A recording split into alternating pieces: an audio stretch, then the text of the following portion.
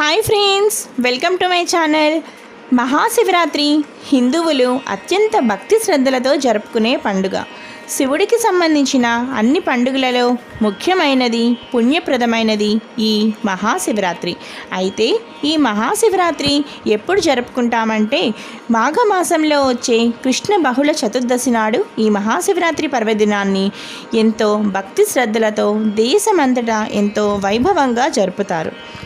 సంవత్సరానికి ఒక్కసారి వచ్చే ఈ మహాశివరాత్రి పర్వదినం ఎంతో విశిష్టమైనది. ఈ ఒక్కరోజు శివుణ్ణి పూజిస్తే చాలు జన్మలో చేసిన పాపాలన్నీ తొలగి పుణ్యం ప్రాప్తిస్తుంది. అందుకే మన పెద్దలు అంటూ ఉంటారు, జన్మానికో శివరాత్రి అని. అంటే మన జన్మలో ఏ ఒక్క శివరాత్రి అయినా ఆ భోళాశంకరుణ్ణి పూజిస్తే చాలు అని ఇక్కడ మనం చెప్పవచ్చు. ఈరోజు మనం మహాశివరాత్రి పూజా విధానాన్ని చాలా క్లియర్గా పూర్తి వివరాలతో ఈ వీడియోలో స్పష్టంగా తెలుసుకుందాం. శివరాత్రి రోజు శివుణ్ణి ఎలా పూజించాలో, అలాగే ఉపవాసం ఎలా చేయాలి, జాగరణ ఎలా చేయాలి అనే ఈ అంశాల గురించి మనం ఇప్పుడు ఈ వీడియోలో చాలా క్లియర్గా తెలుసుకుందాం. మహాశివరాత్రి పర్వదినాన్న 5 గంటలకే నిద్ర లేచి శుచిగా తలస్నానం చేసి పూజా మందిరమును, ఇంటిని అందమైన తోరణాలతో, పూల మాలలతో అలంకరించుకోవాలి. ఆ రోజు ఉతికిన వస్త్రాలను ధరించి శివుని పటానికి కానీ పార్వతీ పరమేశ్వరుల పటమునికైనా సరే గంధముతో కుంకుమతో బొట్టు పెట్టి పూజకు సిద్ధం చేసుకోవాలి. మారేడు దళములతో, పూలమాలలతో భోళాశంకరుణ్ణి అలంకరించి షోడశోపచార పూజలు నిర్వహించాలి. ఆ తరువాత నైవేద్యంగా అరటి పళ్ళను, ఇతర పళ్ళను, ఇంకా మీకు వీలైన అన్ని రకాల పళ్ళను భోళాశంకరుడికి నైవేద్యంగా సమర్పించాలి.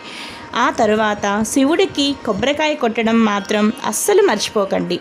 ఆ తరువాత తాంబూలం సమర్పించి పూజా సమయంలో గౌరీ అష్టోత్తరం, శివ అష్టోత్తరం, అలాగే శివ పంచాక్షరి మంత్రమున శివరాత్రి రోజు పఠించడం చాలా మంచిది.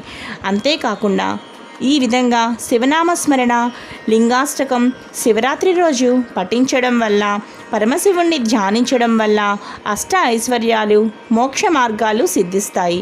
అదేవిధంగా ఉపవాసం ఉండేవారు ఉపవాసం ఎలా చేయాలి అంటే ఉదయం పూజ అయిన తరువాత నుండి పూర్తి ఉపవాసం చేస్తూ ఏదో ఒక సమయంలో కాస్త పాలు, పళ్ళను మీరు తీసుకుని ఉపవాసం చేయవచ్చు.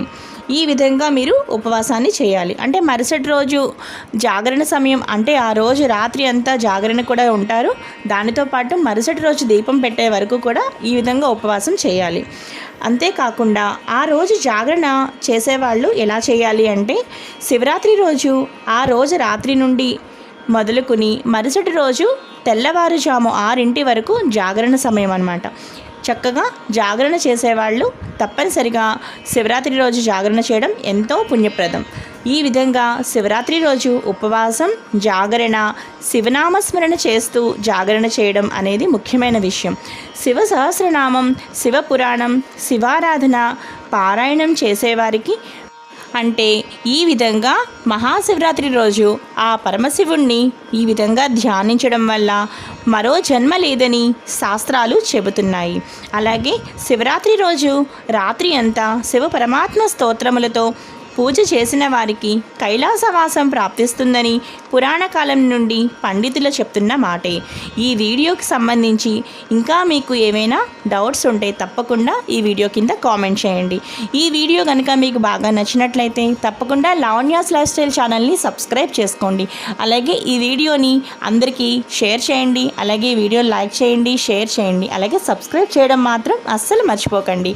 చూస్తూనే ఉండండి లావణ్యాస్ లైఫ్ స్టైల్. మరో మంచి వీడియోతో మీ ముందు ఉంటాను. Thanks for watching.